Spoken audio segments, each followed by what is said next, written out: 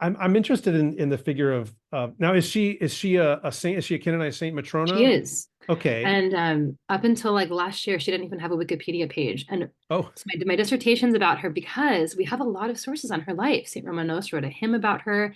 She has three iterations of her life. So the original 6th century text that was written about 30 years after her passing mm, by someone.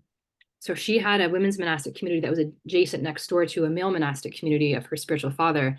So a monk from that community was her spiritual child, wrote her life. And so we have this kind of firsthand account of him recounting her life. We have later Byzantine iterations of this life that are kind of shortened, which kind of indicates that she was a popular saint. We know that her monastery existed for at least 600 years because we have new hymns written to her for her feast day that are still being published and shared up through the 12th wow. century. So that's really interesting. And then she also appears in several Byzantine historiographical documents, the Chronicles of Theophanes the Confessor and others, because, and this is not mentioned in her life, which I think is really fascinating, she was a very staunch Chalcedonian Christian. And when the Henoticon was introduced, she fought the emperor and the patriarch, and she's the only women's monastery mentioned as me as like fighting and publicly fighting against him and receiving communion from the patriarch. It was Akakios at the time, and her monastery was punished because of this. But then she Wow. becomes this hero under sort of like the Justinianic Christianity when the Henoticon is completely abolished. So her life was actually written during that time when all of these new laws have been instituted by Justinian, supporting women's monasteries, supporting monasteries in general, but particularly supporting women to make these choices. And there's more about her life that's really fascinating. She was one of two monasteries in the city where the nuns actually dressed in male monastic clothing instead of Hmm. female monastic clothing. So they wore black instead of white, which was significant. And this kind of ties into an earlier part of her story. And when she was like living as like she was wandering through Syria and basically kind of taking on different ascetic identities, like living as an anchorite, for a time, living as a wanderer, wearing a hair shirt. So, but anyway, she's like a vocal opponent of heresy. So she becomes kind of a hero for that. And why Wow. that's left out of her hagiography is kind of a mystery. We don't really know, Yeah. but Honestly, I'd never heard of her before, you know? But it's clear that, I don't know, at some point prior to now, she was much better known than she seems to be yes. now. And Um, we have her iconography. You can find late Byzantine examples in churches that have like a visual synaxarion painted on the wall. So you'll see yeah. her in Serbia, I think even Romania, Bulgaria, some examples. But if you want to read her life, there's actually a pretty good translation released by Dumbarton Oaks. It's free online. It's under Holy Women of Byzantium, I believe. You can find it's like I think 6 to 8 lives that are translated, and hers is one of them. Yeah, I'm fascinated by this. And I think, correct me if I'm wrong about this, or maybe say more, but like my sense is, especially as you look at some of the female saints of the early centuries of the church, that there is this pattern of kind of flipping the world upside down in one way or another, but in a way that ultimately establishes the kingdom, right? So like, the primary example obviously would be the Mother of God, you know. She's a nobody in the Roman Empire of the first century. Not only is she not a man, but she's also not a citizen. She's part of this backwater of Judea.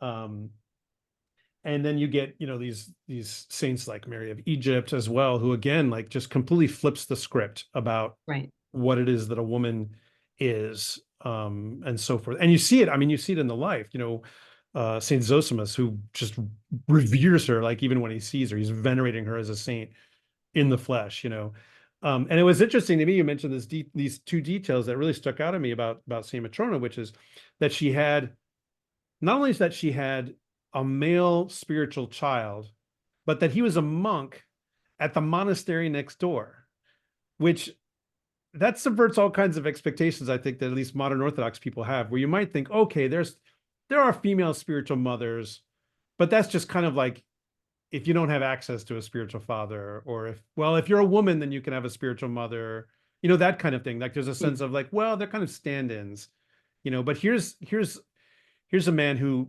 certainly there's spiritual fathers in his monastery, but that's not his, she's his spiritual mother. What's Uh, really fascinating about that, and we also have church fathers too who have spiritual mothers, sometimes their own biological mothers, in terms yeah. of like St. Augustine, for example. But with Matrona, what's really interesting is that the the previous abbot at the male monastery next door, that was her spiritual father. And so when she leaves Constantinople, goes to Beirut, and comes back to Constantinople with this huge following, now that she's kind of established, she's an established ascetic.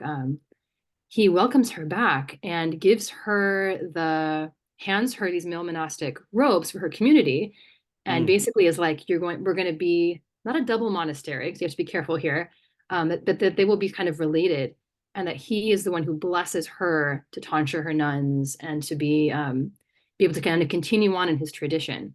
So she's practicing probably his monastic tradition, Mm. uh, which comes from Syria. It was Saint Bassianos, who was a Syrian. And anyway, so it makes sense to me that after he passed, a monk at his monastery, or monks at his monastery, would also turn to her as the kind of the continuation of his spiritual Yeah. legacy. Yeah. Sort of the same spiritual family. Right, And exactly. it's interesting that, I mean, that dressing in black, that's the tradition that persists Right, for female monastics throughout the Orthodox world. There aren't, I mean, maybe there are somewhere some that are wearing white or something else, but that they're dressed, they're basically dressing the same as male monastics, and they're living right. essentially the same life, in most regards. And then the other thing, which, I mean, I think this might be even more shocking for some people, is that this functions as this public defender of orthodoxy as Right. well. That's really fascinating. And I think it's understandable, right? That most of the writers, the saintly writers that we know who are, explicating Orthodox doctrine and defending against heresy, that most of them are men, because frankly, most of them are bishops. And that's the job of a bishop. A bishop is a teacher. And it's only later on that you get figures like St. Maximus, who's a monk. But that's interesting. It's the same period as when her veneration is really taking off, right? Under the period of Justinian and so forth. I mean, that's fast. I mean, do we have any writings from her, or do we just have sort of testimony No. about what she was doing publicly? Testimony about her, but what's really interesting is that in her hagiography, so one thing I didn't mention, but it's important to mention, is that she was married and had a daughter, and she had an abusive husband. Hmm. And so is this community of women that she's kind of leaning on, and eventually her husband, he locks her up, won't let her go to church, and it's becoming just, she's being beaten, and she can't bear it anymore, and so these women help her escape, essentially help her escape her husband. And she ends up joining a monastic community for a period of time, and then he kind of disappears from the text. But when she's reiterating to her spiritual father, Bassianos, her life story, the details that she gives in her first person account are actually rather different than what the narrator gives at the beginning. So it makes me kind of wonder if there was some, who knows, maybe some note taking done, or they wanted to just sort of, hagiographer wanted to share the fuller story, when she presents this information to her spiritual father, because he's kind of chastising her, like, why are you here? Why did you do this? Why did you leave your husband? And she explains how unlivable the situation was. And it's kind of just probably shocking to some people, like, how could she leave? How could she leave him? Wasn't this her martyrdom? But it kind of goes to show you that there's all different kinds of saints, and Yeah. people have very different avenues towards this. And it really describes her husband as being, having like insanity. It wasn't just that he didn't like her going to church, or this or that. There's an element of insanity here, and they compare him to, in the text, they compare him to, like a Daimian dog, which is something that comes from Greek mythology. So he's like rabid and, Wow. not someone you can reason with. And anyway, so Yeah. that's I kind mean, of an interesting. there, as you said, there's all kinds of saints, right? Like there are people who walk towards martyrdom, and then you have people who flee and do something good, right? Like, Right. I mean, I think of, for instance, the parents of St. Raphael of Brooklyn. martyrdom is coming to Damascus, and they flee to Beirut. And St. Raphael is born there as a result of their fleeing. I mean, his mother was pregnant at the time that this massacre, these series of massacres were occurring in 1860. Yeah, I think that one of the things that saints like this, although really all the saints, if you look really closely at their lives, but especially saints like this, I think underlined for us is that it's not about checking off specific boxes. This is what it means to be a holy person, but rather it's accomplishing whatever it is that God has for that person within his kingdom, even if it subverts expectations, because subverting expectations sometimes is what holiness consists of. Now, that doesn't give permission to sin, but that's not what we're talking about. We're not talking about sin, fleeing an abusive husband. Let's just underline this for everybody. Fleeing an abusive husband is not a sin. Let's go ahead and say that to people. I think some people think it might be. But yeah, and just to kind of mention, during her actual life, that was not technically legal under Roman law. You couldn't actually just up and leave your family. The holy women we were talking about earlier who were leaving establishing monasteries, like Paula, for example, they're widows. So they have a different sense of freedom. But when Matrona was a young woman, this wasn't allowed, but Justinian makes that legal. He makes it legal to kind of to leave those situations, to join a monastery and be protected where your spouse can't pull you back out. And so now you have figures like her who later generations of women can look to her and ask her intercessions and have her as a patron.